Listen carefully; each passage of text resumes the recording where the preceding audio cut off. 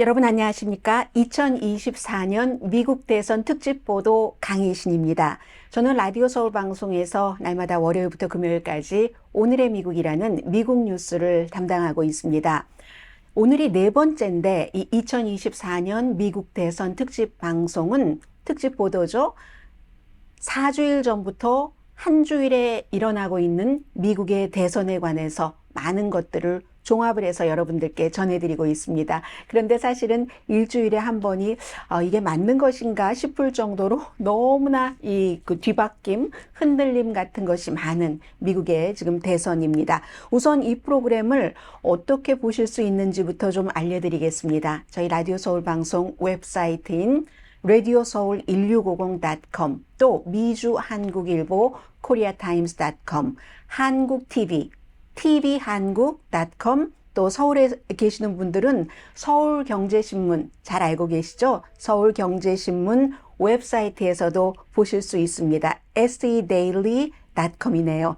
그래서 매주 금요일 오후 5시경에 이제 업로드가 됩니다. 가장 중요한 걸 말씀 안 드렸네요. 저희 라디오 서울 방송 2024년 미국 대선 특집 보도를 있게 해주신, 후원해주신 분들입니다. 캘리포니아 넘버원 융자 회사 융자나라, 동유럽, 발칸, 유럽 여행 전문 미래관광에서 후원해주십니다. 그런데 말씀드린 것처럼 하루에 몇 번씩 상황이 변합니다. 트럼프 전 대통령과 JD 벤스 공화당 부통령 후보가 후보 수락 연설을 할 때까지만 하더라도 바이든 대통령의 사퇴 여부가 어느 정도 고정된 결론이 있는 것 같았는데 오늘 아침에 또 완전히 모든 것들이 뒤집혔습니다. 그래서 공화당의 전당대회, 바이든 대통령의 사퇴 여부와 그 이후는 어떻게 될 것인지, 현재의 여론과 판세, 민주당은 이 사태를 어떤 방식으로 끝낼 수 있을까? 이런 부분들을 오늘 2024년 미국 대선 특집 보도에서 여러분과 제가 함께 짚어가겠습니다. 먼저 첫 번째, 트럼프 전 대통령 다지기, 그리고 바이든 대통령 사퇴 여부, 시속 게임을 계속 하다가 공화당 전당대회가 마무리됐습니다.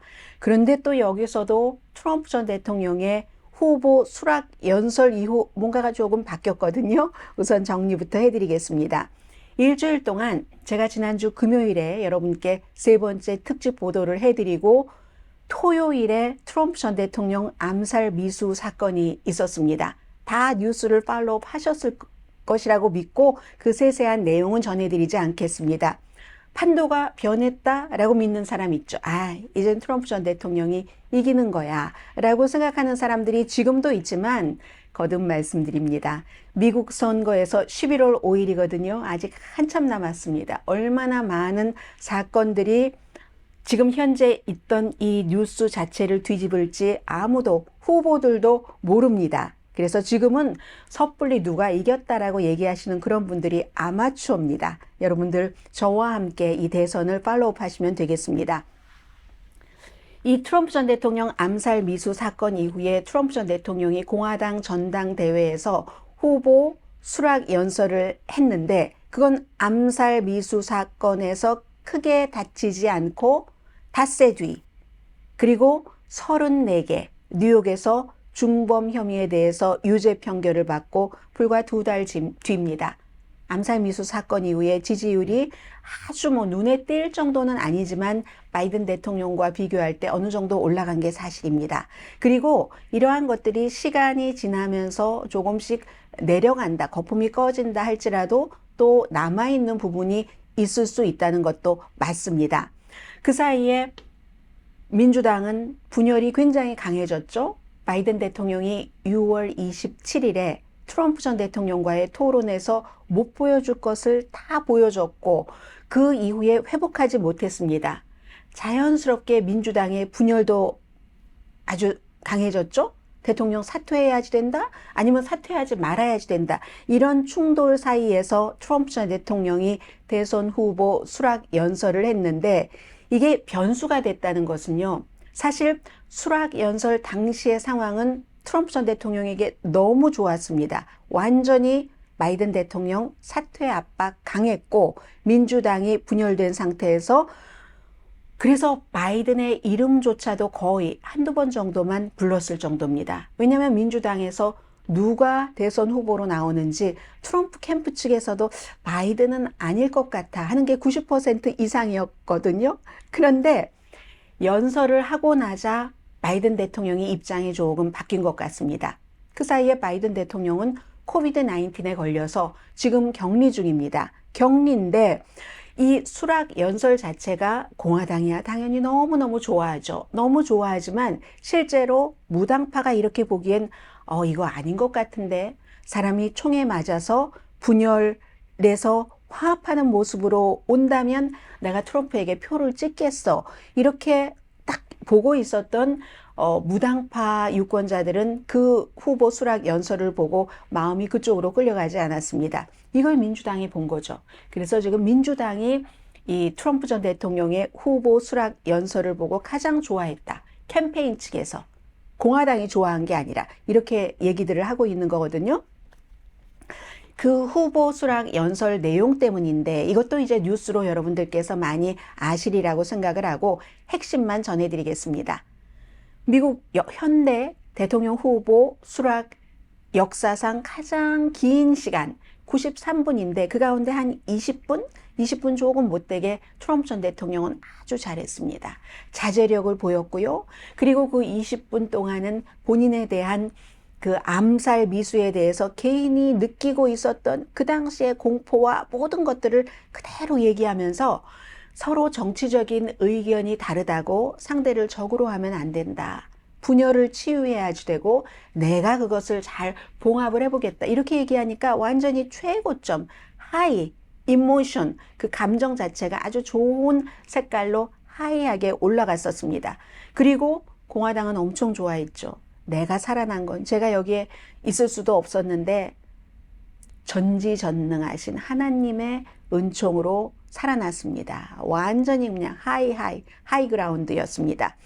사람들 보면 45대 대통령이었었잖아요. 그리고 47대 트럼프가 다시 대통령이 된다는 확신으로 45, 47 번호를 탁 달고 트럼프 전 대통령, 이쪽은 왼쪽이죠. 오른쪽 귀에 암살 미수 사건 다친 그 귀 거즈를 붙였잖아요. 많은 사람들이 어떠한 그런 하얀 색깔 테이프를 붙이던지 무엇을 붙이던지 이렇게 하면서 정말 좋았죠. 파이트, 파이트, 파이트를 외쳤습니다. 그 파이트 자체에서 이것도 좀 거부감인데 화합을 얘기를 해야지 되는데 왜 그 당시에 파이트를 했을까라고 생각하는 사람도 있지만 그 파이트이 참 생사를 본인도 확신할 수 없는 그 상황에서 굉장히 정신이 건강한 사람이구나.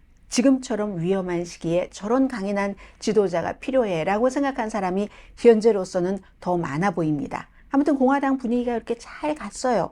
갔는데 그렇게 말하고 나서 93분 중에서 70분 이상은 전부 이건 대통령 후보 연설로서 어떤 비전을 보여준다던가 이런 게 아니라 정책도 얘기를 했지만 저는 여기서 팩트 체크를 하지 않겠습니다. 너무나 할 만한 팩트 체크가 많기 때문에 이민이라든가 등등의 얘기를 했지만 캠페인에서와 똑같이 상대를 비난하고 골리고 무슨 크레이지 낸시 펠로시 전 하원의장이요 민주당 이런 얘기를 하면서 공화당은 좋아했을지 모르지만 무당파 사람들은 확 고개를 돌리게 되는 찬물을 껴안게 되는 그런 일이 있었습니다.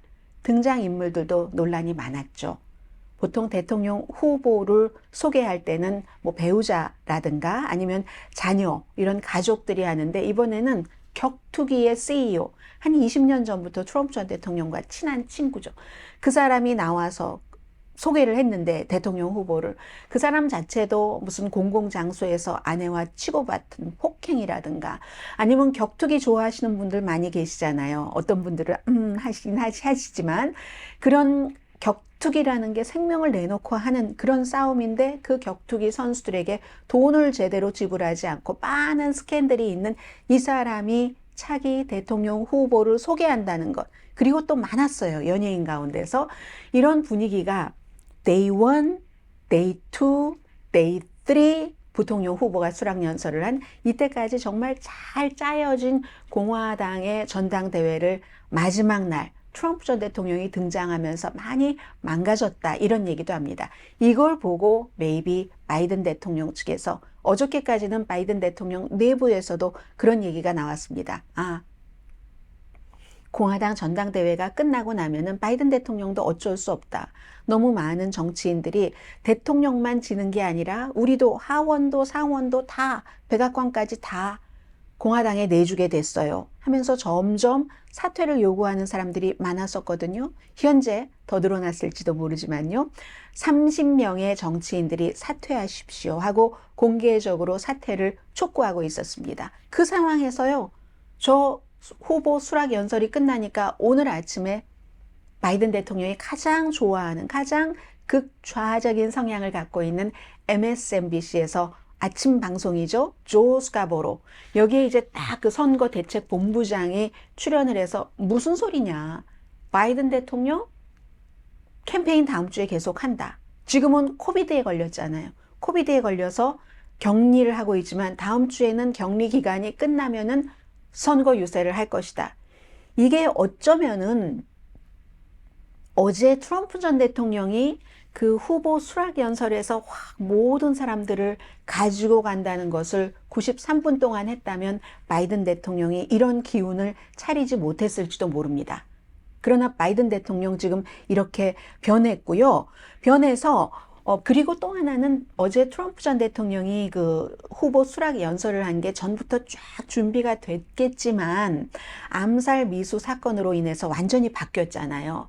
그 바뀐 것이 충분히 소화되지 않았고 더군다나 뭐 여러분들께서도 많이 알고 계실 것처럼 예를 들어서 후보 수락 연설 같은 것은 딱 틀이 정해져 있어서 사람들에게 나의 연설을 처음 보는 사람들에게도 내가 대통령이 되면 어떻게 가겠다는 방향을 제시해야지 되는데 완전히 그 애드리브로 이 프롬프터에 써 있지 않은 뭐 김정은이 나를 그리워할 거야 라든가 이런 것 그 연설문에 없었던 것이거든요.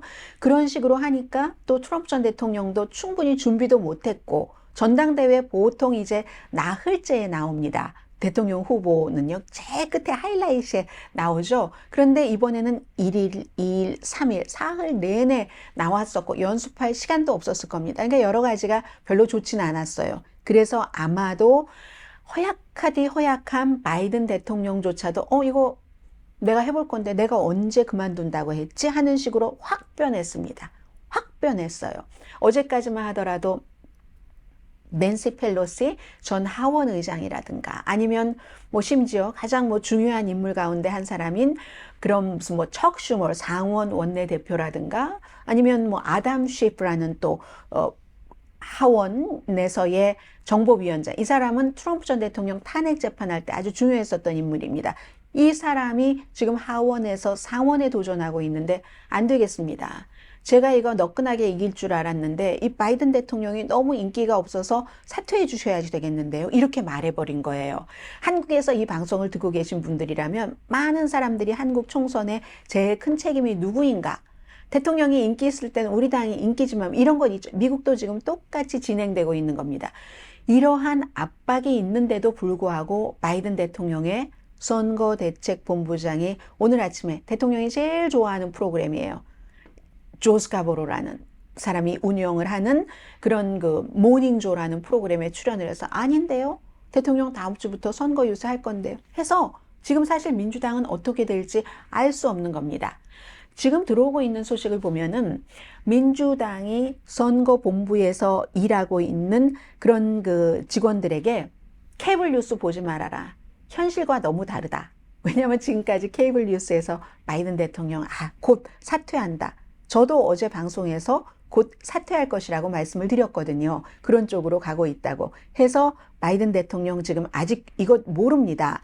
그러나 바이든 대통령은 토론 잘못한 그 너무 많은 사람들이 미국에 5,100만 명이 봤습니다. 전체 인구가 3억 4천만 명 가운데 어린 사람들 빼고 투표할 수 있는 나이 중에서 상당히 많은 사람들이 본 거거든요. 그걸 지울 수가 없죠. 그리고 이 모든 문제가 나이에서 오는 건데 바이든 대통령 나이도 뒤로 되돌릴 수 없습니다. 그런 어려움에도 불구하고 아무리 선출된 공직자들이 물러나세요 라고 하고 분노하고 국민들도 뭐 65%에서 많게 75% 민주당도 어제 AP통신이 보도한 바에 따르면 3분의 2는 바이든 대통령 사퇴하십시오라고 하는데도 다시 바이든 대통령이 다음 주에 가겠다는 얘기입니다. 여론과 판세를 말씀드립니다.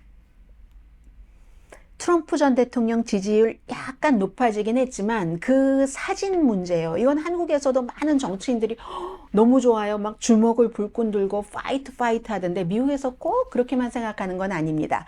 일단은 트럼프 전 대통령이 피해자고 그 피해에서 아주 그래도 건강하게 다행스럽게 다시 이렇게 나올 수 있었으므로 사람들이 그쪽으로 이렇게 가긴 하지만 실제로 트럼프 전 대통령도 얘기를 했어요.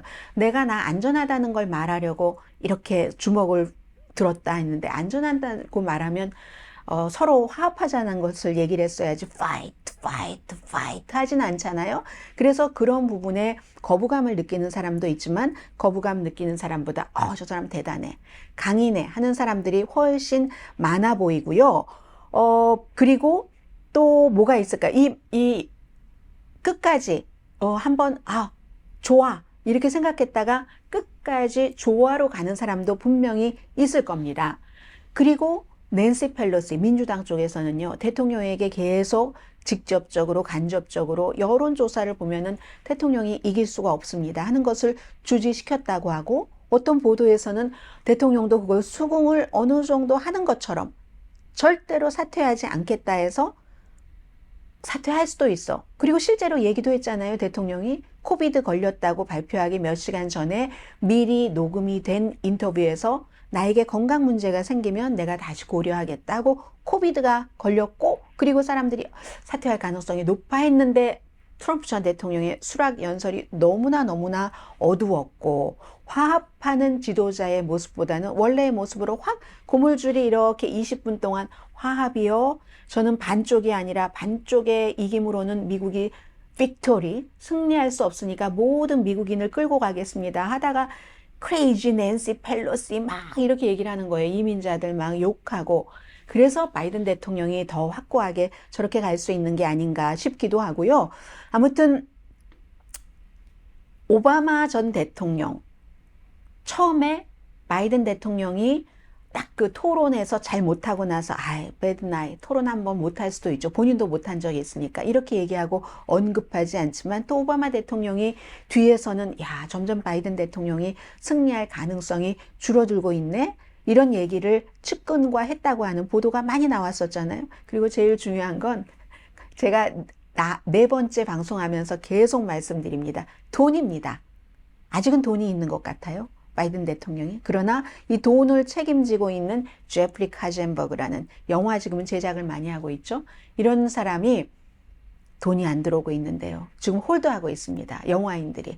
그 토론, 그 모습을 보고 나서는 이렇게 얘기는 하고 있는데 버틸 만한 돈은 있는 것 같다. 그런데 이게 풀뿌리 그 모금으로도 다 안 되는 부분이 있기 때문에 이건 이제 아직도 그대로 가야지 되는 거고, 또 하나는 만약에 바이든 대통령이 다음 주부터 다시 이렇게 캠페인을 시작한다면 지금까지 넘버원으로 주장했었던 것이 트럼프가 민주주의 위협이다. 그런데 아니, 이게 웬걸요? 트럼프가 피해자가 됐잖아요. 총격 사건의 피해자로서 생존자가 됐죠. 그걸 또 이제 어떻게 설명할지 굉장히 중요하고, 그 사이에요, 테크 업계의 돈은 공화당 쪽으로 많이 갔습니다. 일론 머스크, 원래 트럼프 전 대통령과 친하기도 했으니까 그렇다고 하지만, 특히 이번에 JD 벤스라는 오하이오가 지역구인 초선 연방 상원의원 18개월 임기, 정치 역정 그게 전부입니다. 그런데 이 사람은 넷플릭스에서 여러분들 보셔도 됩니다. 힐빌리 노래, 한국말로는 힐빌리 노래라고 했더군요. 힐빌리 엘레지라는 책을 써서 영화로도 나왔고 너무나 유명해졌었는데, 한때는 트럼프를 미국의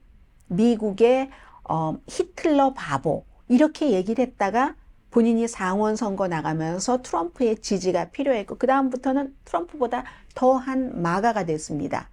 그래서 이제 이 사람이 원래 이 연방 상원 의원을 하기 전에 페이팔의 공동 창립자와 같이 이런 테크 업계, 스타트업계에서도 일했고, 와이프도 샌프란시스코에 본사가 있는 아주 유명한 법률회사입니다. 거기서 테크 업계의 기업들을 엄청 많이 변호를 한 인도계, 힌두교인 그런 와이프거든요. 해서 지금 테크 업계에서 이 두 부부가 그쪽과 연관이 있기 때문에 좋아합니다. 뭐 종교적으로 싫어하는 사람도 있을지 모르겠어요. 와이프가 힌두교라서. 그리고 JD 벤스 의원은 원래 복음주의 기독교였다가 지금은 그 몇 년 전에 카톨릭으로 개종을 했습니다. 이런 것들 때문에 테크 업계의 돈이 예전에는 민주당으로 많이 갔는데 이제는 공화당 쪽으로도 서서히 오고 있고요. 앞으로의 과정을 말씀드리자면 바이든 대통령이 사퇴를 지금으로서 안 한다고 하지만 사퇴를 안 할 수도 있고 더한 압박이 들어오면 할 수 있을지도 모르겠습니다. 기금이 완전히 고갈된다면. 그래서 이것은 바이든 대통령이 어떻게 결정을 하느냐. 그리고 그 애프터는 그 애프터에 우리가 말할 수 있는 부분 같고요. 그리고 설령 바이든 대통령이 또 주말 사이에 마음이 변해서 본인이 사퇴하겠다라고 결심을 한다고 해서 그게 카멜라 해리스 부통령에게 자동적으로 그 자리가 넘어가는 건 아닙니다. 여러 가지 시나리오가 있어요. 민주당 내부에서 누구를 할까 하고 딱 선정을 할 수도 있고 아니면 8월 19일에 열리는 전당대회에 가서 다 카멜라 해리스 누구누구 줄을 세워서 투표를 할 수도 있고 바이든 대통령이 물러나면서 카멜라 해리스를 지지할 수도 있고 지지하지 않을 수도 있고 여러 가지 문제가 있습니다. 그러나 사람들이 카멜라 해리스가 유력하다고 얘기하는 건 이것 역시 돈 때문입니다. 미국 대통령 선거에서 가장 좋아하는 것은 투표 한 표와 돈입니다. 카멜라 해리스는 이 바이든과 같은 팀이었기 때문에 지금 가지고 있는 캐시를 그대로 물려받을 수 있기 때문에 그래서 그런 거고요. 근데 지금으로선 바이든 대통령이 본인 물러나지 않겠다고 하니까 그 부분은 다시 봐야 될 것 같고요. 제가 지금 채널을 바꿔서 한번 그 사이에라도 어떠한 레이티스트 뉴스가 나오면 여러분들께 전해드리기 위해서 레이티스트 뉴스를 가장 잘하는 채널로 한번 바꿔보겠습니다. 그래서 그리고 바이든 대통령이 만약에 끝까지 가면 대의원들이 반란할 수도 있습니다. 대의원들이 반란할 수도 있고 아직은 그 단계 아닌 것 같고 바이든의 마음에 달려 지금으로서는 결정을 할 수 있는 사람은 조 바이든 현 대통령 뿐입니다. 자, 그리고 시간은 많이 지났는데 JD 벤스 부통령 후보에 대해서는 짧게 더 말씀을 드리는 의미가 있을 것 같습니다. 39살 미국에서 가장 최연소 부통령 후보고 그리고 이 사람은 오하이오주에서 엄마도 막 중독이 있고 그리고 돈은 없고 할머니 아래서 자라났고 어머니가 하도 남자분들을 자주 바꾸니까 엄마의 세 번째 남편에서 라스트 네임을 이제 조부모 쪽으로 바꾸고 했었던. 그래서 이 사람은요 경제적으로는 기업을 굉장히 싫어합니다. 테크놀로지 업계에서 본인이 일해서 친구도 많고 하지만 또 블록체인 뭐 어떤 암호화폐 이런 거 좋아해요. 본인이 투자도 했고 하나 대기업은 항상 오하이오 같은 데서 못 사는 사람들 임금은 적게 주고 말이야. 그리고도 그것도 모자라서 임금이 더 싼 것으로 공장을 돌려놓고 해서 굉장히 기본적인 기업에 대해서는 악감정을 갖고 있고요. 우크라이나에 대해서는 우크라이나 내가 할 게 뭐예요? 미국이 왜 그걸 생각해야지 되는데요. 세계 다른 나라는 방위금 분담금을 더 내야지 됩니다. 이런 부분은 이제 트럼프 전 대통령과 조금 비슷하다고 할 수 있고 미국 경제 자체는 블루 칼라에 굉장히 집중을 하니까 이 부통령 자체는 버니 샌더스와 엘리자베스 워렌 같은 민주당의 극좌 버니 샌더스는 무소속이지만 그런 사람들과도 같이 일을 할 수 있고 그리고 트럼프 전 대통령도 만약에 대통령이 된다면 지금 78세고 물러날 때가 되면 바이든 대통령보다 더 많이 이 세상을 산 그런 기간적으로 그런 사람이 됩니다. 트럼프가 가도 이 JD 벤스라는 만약에 이 팀이 당선이 된다면 부통령은 당연히 거의 대통령으로 될 거고 그렇게 될 때는 로널드 레이건의 미국 공화당은 완전히 사라지는 겁니다. 지금도 이번에 이 두 팀이 당선되면 사라지는데 로널드 레이건의 공화당이다 하는 데서 가장 중요한 것은요. 동맹을 중요하게 생각하는 거죠. 우크라이나나 아니면 대만이나 그런 것들이 이제 다 없어진다 하는 이런 일들이 있고요. 아무튼 미국은 굉장히 불안한 정치적인 이런 상황입니다. 현직 대통령이 민주당을 컨트롤하지 못해서 본인의 실수, 본인의 약점으로 지금 대통령 사퇴하십시오. 이렇게 되고 또 한쪽은 만약에 대통령이 된다면 난공불락의 대통령이 될 겁니다. 연방대법원에서 대통령은 쿠데타를 일으켜도 아니면 적을 암살하라고 군인을 시켜서 해도 대통령 당시에 공적인 목적으로 했다면 그건 면책특권이 있다라고 연방대법원의 판결이 나왔기 때문에 거의 뭐 하나 남아있는 부분은 있습니다만, 그래서 난공불락의 대통령 파워를 가진 대통령이 될 테고 너무 정치적으로 분열이 된 거죠. 그리고 지금부터 11월 5일까지는 너무 기간이 많기 때문에요. 오늘은 여기서 마치지만 내일 어떤 뉴스가 나올지 또 모르겠습니다. 자, 그래서 일주일에 한 번 진행되는 2024년 미국 대선 특집 보도 오늘 네 번째 여기서 마치고요. 궁금하신 분들은 오늘의 미국이 뭐 날마다 방송이 되니까 유튜브 쪽에서 찾아보셔도 되겠습니다. 저는 강혜신이었습니다. 다음 주에 다시 뵙겠습니다.